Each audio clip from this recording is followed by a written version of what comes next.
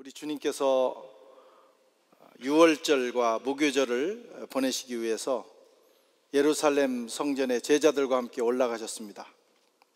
거기에는 이 절기를 지키기 위해서 세계 곳곳으로부터 온 수많은 무리들이 거기에 이미 도착해 있었습니다. 예수님을 중심으로 여러 가지 일들이 일어납니다. 어떤 사람들은 예수님에게 적대적인 감정을 표현하면서 예수님을 죽이기로 결정합니다. 또 한 여인은 예수님께 자기의 향유옥합을 깨서 부어드립니다.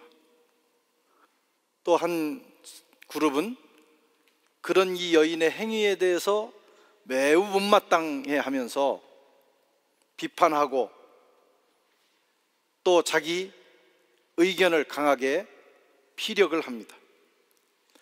예수님을 중심으로 여러 그룹의 모습들이 나타나고 있는데, 이것이 바로 유월절 그 주간에 예루살렘에서 있었던 일입니다. 만약에 저와 여러분이 2000년 전으로 돌아가서 그 예루살렘 현장에 있었다면 나는 어느 그룹에 속해 있었을까? 한번 냉정하게 진실하게 자신을 돌아보시기 바랍니다. 주님께 대해서 적대적인 마음으로 눈을 부릅뜨고 예수님을 비판하고 또 예수님을 공격하고 죽이려고 하는 무리에 있었는지, 아니면은 이 향유옥합을 깨어드린 여인의 그 입장에 있었을까? 아니면 냉소적인 제자들의 입장에 있었을까? 먼저 대제사장과 서기관들 무리가 있었습니다. 이 사람들은 적대자입니다. 1, 2절에 보면 이틀이 지나면 유월절 무교절이라 대제사장들과 서기관들이 예수를 흉계로 잡아 죽일 방도를 구하며 가로되 밀란이 날까 하노니 명절에는 하지 말자 하더라. 적대자들입니다. 주님께 대해서는 항상 이런 적대자들이 있었어요. 주님을 특별히 죽일 수 있는 그런 이유가 없었지만 나쁜 계획을 그들은 했습니다. 왜 이렇게 예수님에 대해서 적대적일까? 예수라는 분이 자기에 대해서 특별한 무슨 잘못을 한 건 아니지만, 그러나 예수 운동을 그대로 놔뒀다가는 자신들이 지금까지 누리고 있는 그 기득권이라는 게 뭡니까? 매국노 같은 일이에요. 지금 자기들을 지배하고 다스리고 있는 로마에 빌붙어서 그들의 눈치를 보면서 예루살렘에서 종교적인 세속적인 권력을 누리는 것입니다. 대제사장 그룹, 그리고 서기관 그룹, 그것이 예수님 때문에 위협을 받는다. 저 예수 운동을 그대로 두면 분명히 자신들의 기득권이 위태로워질 것이다, 이렇게 판단을 한 겁니다. 그래서 적대적 세력이 된 것입니다. 그러나 그들은 잠시 이 일을 미뤘어요. 왜? 밀란을 두려워했어요. 왜? 예수님의 인기가 보통이 아니거든. 예수님을 따르는 그 무리들이 반란을 일으킬까 봐. 그러면 또 로마에서 볼 때 이 무능한 사람들이다. 왜냐하면 로마는 지금 자기가 다스리는 속국 가운데서 밀란이 일어나고 그러면 그 대리 통치자, 거기에 임시로 세워놓은 자들을 문책하기 때문에 그런 거예요. 이런저런 이유로 이 대제사장과 서기관 그룹들은 예수님에 대해서 적대적인 마음을 가졌을 뿐만 아니라 그 일을 지금 거행하려고 하는데, 그렇다고 막 그것을 밀고 나가지도 못하는 것입니다. 그들의 마음속에는 두려움이 있었어요. 왜 그런 두려움이 이들에게 찾아왔을까? 그것은 하나님을 두려워하지 않기 때문입니다. 참 신기합니다. 하나님을 두려워하는 마음이 있는 사람은 세상이 두렵지 않습니다. 그러나 코람데오, 하나님 앞에 살지 않거나 하나님을 믿는다고 하지만 하나님을 의식하지 않고 하나님을 두려워하지 않는 사람들의 마음에는 세상에 대한 두려움이 스며들어옵니다. 그래서 이 사람들은 당대 최고의 권력을 가졌지만 하나님은 두렵지 않아요. 그러나 로마가 두렵고 밀란이 두려운 것입니다. 그래서 그들은 결국은 비겁해졌어요. 의인, 하나님을 믿는 사람, 하나님을 두려워하며 하나님을 경외하는 사람은 세상을 두려워하지 않습니다. 왜? 하나님이 절대자임을 알기 때문이에요. 하나님이 전능자임을 알기 때문입니다. 잠언 28장 1절에 보면 악인은 쫓아오는 자가 없어도 도망하나 의인은 사자같이 담대하니라. 세상 사람들이 볼 때 교인, 특별히 하나님을 신실하게 섬기는 사람들은 바보 같고 아무 힘이 없는 것 같지만, 그러나 결정적인 순간에 보면 가장 용기 있는 사람은 바로 하나님을 신실하게 섬기는 사람들. 우리는 그 순간에도 흔들리지를 않습니다. 자, 이런 이 대제사장 그룹이 예수님에 대해서 적대적 감정을 가지고 바라보고 있었습니다. 또 한쪽에서는 자신이 소중하게 여겼던, 평생을 준비해왔던 옥합, 향유옥합을 깨어서 주님의 머리에 부어드리는 여인이 있었어요. 3절에 보니까 예수께서 베다니 나병 환자 시몬의 집에서 식사할 때 한 여자가 매우 값진 향유 곧 순전한 나드 한 옥합을 가지고 와서 그 옥합을 깨뜨려 예수의 머리에 부으니. 한 여자, 요한복음에서는 이 여자를 나사로의 누이인 마리아라고 말합니다. 마리아, 이 마리아가 자기가 소중하게 아껴두었던 향유 옥합을 깨서 주님의 머리에 부어드렸습니다. 마리아가 어떤 사람입니까? 마리아는 주님의 발치에서 늘 주님의 말씀을 듣는 여인이었어요. 그 언니 마르다도 있었습니다. 마르다는 활동가였어요. 손과 발로 주님을 섬기는 사람입니다. 이런 사람이 필요합니다.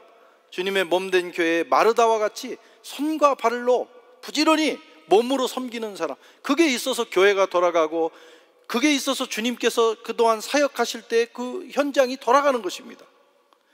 그런데 이 마리아는 손 하나 까딱하지 않고 예수님 발치에 앉아서 예수님이 하시는 말씀만 듣는 거예요.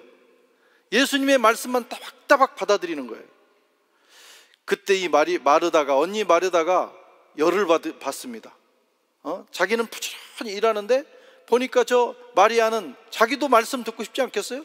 그러나 자기는 지금 이 몸이 먼저 움직이는 거예요. 이게 더 중요하다고 생각하는 거예요.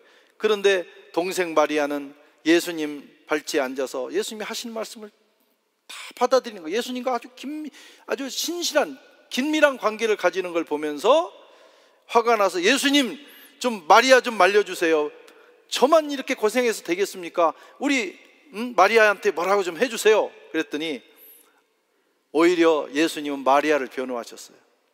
마리아가 좋은 편을 택했다.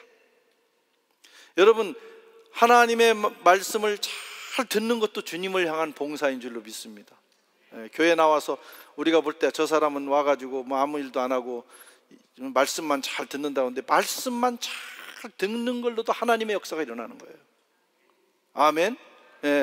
교회에 나와서 봉사하고 헌신하는 것 대단히 중요해요.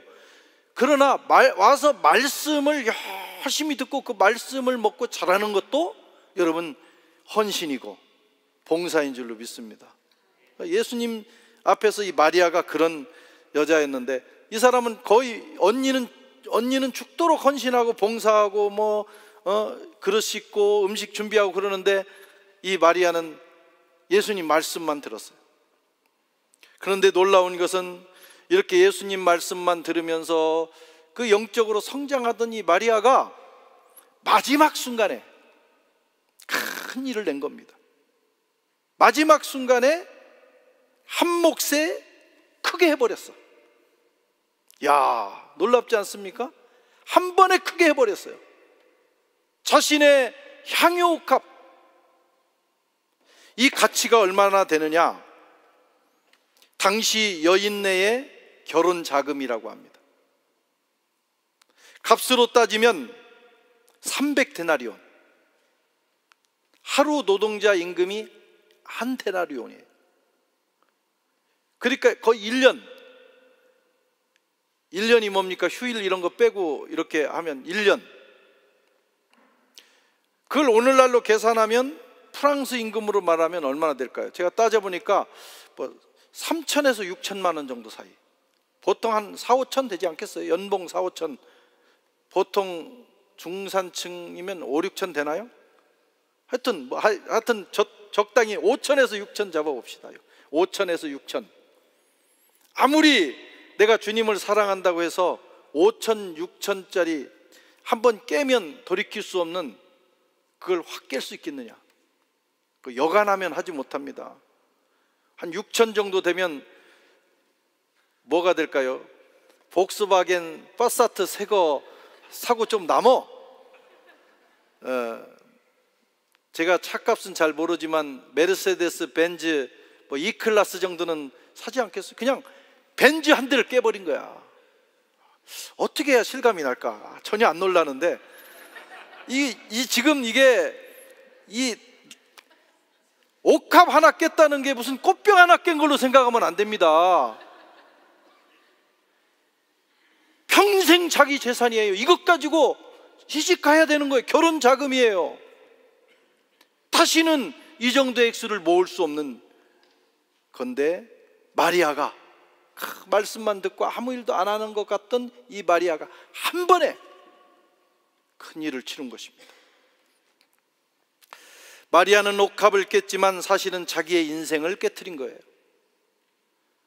그것을 깨서 주님께 부어드렸지만 자기 인생을 부어드린 것입니다. 진정한 헌신, 온전한 헌신을 우리가 볼 수가 있어요.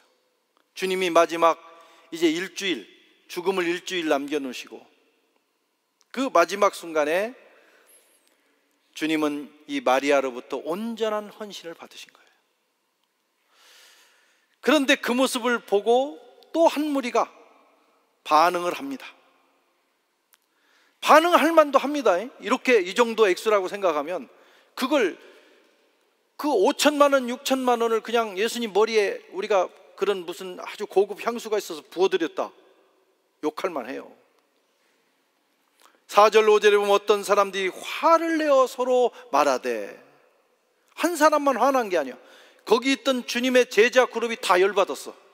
서로 화가 나가지고 이럴 수가 있어, 저 미친 거 아니야? 저 실수한 거 아니야? 별소리가 다 나왔을 거예요. 화를 내서 서로 말하되 어찌하여 향유를 협의하느냐? 이 향유를 300데나리온 이상에 팔아서 가난한 자들에게 줄 수 있었도다 하며 여자를 책망했다. 비난한 것입니다. 제일 민망한 분은 예수님이셨을 거예요. 얼마나 민망했겠어요. 사실 제자들은 이 여인이 예수님에 대해서 한 일을 보면서 자신들은 그렇게 하지 못한 것을 부끄러워했어야 돼요. 오히려 감사하고 축복하고 내가 하지 못한 거 당신이 해줬으니 감사하다고 기뻐했어야 될 것입니다. 그게 제자의 도리고 제자의 마음이에요. 그 많은 사람 중에서 예수님은 70인을 택했고 그 70인 중에서 12명을 택했어요. 이 제자 그룹은 얼마나 주님께 특별한 대우를 받은 사람들인지 몰라요. 그렇게 하면 안 되는 것입니다. 그런데 그들은 스승이 과한 대접을 받고 있다고 생각한 거예요.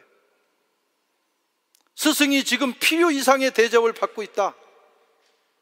그러니까 스승은 직접 공격하지 못하지만 이 여인을 비난하는 것입니다.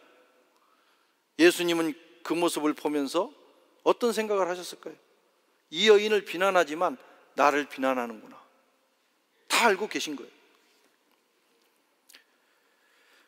그들의 말은 매우 합리적이었습니다. 그렇죠? 야, 이거 한번, 이게 뭐냐 이거 그걸로 팔아가지고 300데나리온이면 수많은 사람들, 가난한 사람들을 곤경에서 건져내고 수없이 먹일 수 있잖아. 얼마나 옳은 말입니까? 합리적인 말입니까? 그렇죠? 이 말이 틀린 데가 하나도 없어요. 그러나 합리적이라고 다 옳은 건 아니라는 거예요. 합리적이라고 다 옳은 것은 아니다. 이 시대는 너무 합리적인 이론으로 주님을 대합니다. 신앙생활을 하려고 합니다. 신앙생활은 우리의 합리적인 것들을 때로는 뛰어넘는 거예요. 하나님이 합리적이시지 않아요. 저와 여러분, 오늘 우리가 고난주일이지만 저와 여러분을 위해서 하나님께서 그의 아들을 십자가에 희생시키셨어요. 그게 어떻게 합리적인 겁니까? 우리가 그 대우를, 하나님의 아들의 희생으로 우리가 구원받아야 될 합리적인 이유가 있나요? 우리가 죄로 말하면 지옥 제일 밑바닥에 내려가야 될 사람들이에요. 돌에 맞아 죽어야 될 사람들이에요. 우리가 십자가에 달려 죽어야 될 사람들이에요. 영원한 저주 가운데 살 수밖에 없는 우리들입니다. 우리가 사랑받을 이유가 있나요? 하나님은 우리를 사랑하시고 우리를 지으셨지만 우리는 공연히 이유도 없이 하나님을 배반하고 등을 돌렸어요. 딴 길로 갔어요. 하나님이 우리를 사랑해야 될 이유가 있나? 합리적 이유가 있나요? 만드셨다는 이유로 토기장이가 토기를 만들었다 깰 수도 있는 거예요. 하나님 마음이에요. 그런데 하나님은 우리를 사랑하셨어요. 거기에는 합리적인 게 없습니다. 이론적으로 설명할 수 없어요. 그냥 사랑하신 거예요. 우리는 그 사랑 때문에 하나님의 자녀가 됐고 그 사랑 때문에 우리는 영생을 얻게 된 것입니다. 어디다가 우리가 합리적인 걸 댑니까? 합리성을 가지고 하나님을 대합니까? 그런데 제자들은 그 놀라운 사랑, 그 수많은 사람 중에서 특별한 대우를 받았음에도 불구하고 12사도 말이에요. 12사도 얼마나 위대한 직분입니까? 그렇게 불러주셨는데도 불구하고 지금 합리적인 자기 잔 대가리를 굴리면서 지금 주님을 비난하고 있는 것입니다. 그 중에서 특별히 그걸 팔아서 가난한 자들에게 주는 게 맞다 이렇게 한 사람은 가룟 유다였어요. 가룟 유다. 요한복음 12장 4절에서 6절에 보면 제자 중 하나로서 예수를 잡아줄 가룟 유다가 말하되 이 향유를 어찌하여 300데나리온에 팔아 가난한 사람들에게 주지 아니하였느냐 하니 이렇게 말하면 가난한 자들을 생각함이 아니요. 나중에 요한이 깨달은 거예요. 그 제자가 그때는 다 속은 거예요. 이 사람이 정말 박애주의자구나, 가난한 자들을 생각하는구나. 그런 사람들 많습니다. 가난한 사람, 뭐 구제 이런 거 얘기 많이 하는 사람이 있어요. 나중에 보면 진짜 짠돌이야. 그런 사람 자기 것은 하나도 안 내놔요. 가룟 유다가 그랬어요. 가난한 자 얘기 다 하는데 보니까 가난한 자들을 생각함이 아니요 그는 도둑놈이라. 돈 괴를 맞고 거기에 넣은 것을 훔쳐감이라. 내가 훔쳐가야 될 액수가 떨어졌다 이렇게 생각하는 거예요. 이 도둑놈이에요. 이놈이 지금 이 소리를 하는 거예요. 다른 제자들도 동조했어요. 가룟 유다 정도는 아니지만 우리도 이 그룹에 속한 사람들이 많습니다. 이 가룟 유다 정도는 아니지만 그래도 그 입장에 동조해. 그래도 좀 너무한 거 아니야? 아무리 주님이라도 그 정도 대우받는 건 너무한 거 아니야? 교회는 주님의 몸 된 교회예요. 우리가 교회를 위해서 헌신하는데 뭐 그렇게까지 할 필요 있어? 맞아. 뭐 주일날이나 한번 가면 되지. 여러분, 하늘에 계신 주님을 우리가 어떻게 섬깁니까? 주님의 몸 된 교회를 사랑함으로 섬기는 거예요. 우리가 하늘 올라가서 주님을 섬깁니까? 이 교회 안에서 서로 사랑하며 사명을 감당하면서 섬기는 거예요. 그런데 어떤 똑똑한 사람이 얘기하는 거예요. 너무 그럴 필요 없다고. 그러면 뭐 그렇게까지 얘기해. 그러면서도 속으로는 동조하는 거예요. 지금 제자들의 그룹이 그랬습니다. 그러다가 가룟 유다는 은 30개의 스승을 팔았고 제자들은 주님이 가장 제자들을 필요하는 시기, 십자가에서 마지막 숨을 거두시는 그 시간대 모두 주님을 버리고 가버렸습니다. 평소의 마음 관리가 중요한 거예요. 주님께 대한 이런 서운한 마음, 이런 부정적인 마음, 이런 마음을 빨리빨리 해결하지 않고 쌓아두다가 어느 날 결정적인 순간에 주님을 버리고 다 도망가게 되는 것입니다. 결국 유다는 페류나가 됐어요. 배신자의 아이콘이 됐어요. 배신자 그러면 안 믿는 사람도 가론 유다 그럽니다. 저런 유다 같은 놈. 평소에 자신을 관리하지 않으면 우리는 결정적인 순간에 사고를 내는 겁니다. 평소에 주님에 대해서 좋은 마음을 늘 가져야 돼요. 자꾸 우리 마음속에는 마귀가 그런 소위 말하는 합리적인 생각을 자꾸 집어넣는 겁니다. 하나님은 우리에 대해서 모든 정말 불공정 거래를 하셨어요. 그냥 사랑을 무차별하게 쏟아 부으셨어요. 하나님은 뭐 계산 같은 거 없으셨어요. 그런데 우리는 자꾸 계산 때리는 거. 부모 자식 간의 관계와 같은 거예요. 부모는 자식을 위해서 모든 걸 쏟아붓는데 저도 부모가 있고 자식이지만 우리 부모가 저한테 한 것보다 자식은 그 정도가 안 되더라고. 그게 하나님과 우리와의 관계예요. 그건 뭐 비교할 수도 없겠죠. 그래서 최선을 다해서 우리가 하나님께 대한 좋은 마음을 평소에 가져야 하는 것입니다. 예수님께서 이 여인의 행위를 어떻게 보셨는가? 가만둬라. 제자들을 말리셨어요. 너희가 어찌하여 이 여인을 괴롭게 하느냐? 내게 좋은 일을 했다. 이 여인이 내 장례를 준비했다. 가난한 자들은 너희와 항상 함께 있다. 그때 해라. 평소에 하지도 않는 것들이 꼭 그때 그런단 말이야. 그 말씀이에요. 평소에 네가 도둑질해 갖고 다 가는 거 알았는데 왜 여기서 딴소리냐? 평소에 잘해라. 그러나 이 여인이 한 일은 중요한 일이다. 향유를 부어 내 장례를 준비했다. 아마 이 여인이 마리아가 예수님의 장례를 준비하려고 이렇게 한 건 아니었을 거예요. 그런데 주님을 사랑하는 마음으로 드렸던 그 향유가 주님의 장례를 준비하는 사건이 됐어요. 여러분, 이것보다 더 중요한 사건이 어디 있겠어요? 주님의 장례에 향유를 부어 드린 것입니다.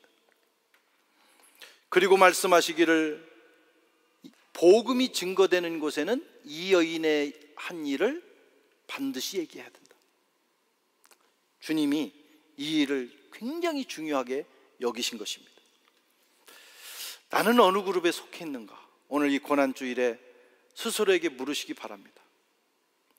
주님이 여기 계시다면, 내가 예루살렘 2000년 전으로 돌아간다면, 아니 우리 교회가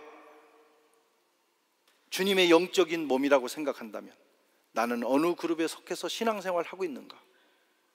우리가 다시 한번 이 고난주간에 생각을 하셔야 합니다. 그리고 저와 여러분의 삶도 주님의 고난과 주님의 역사에 참여하게 되기를 주의 이름으로 축원합니다.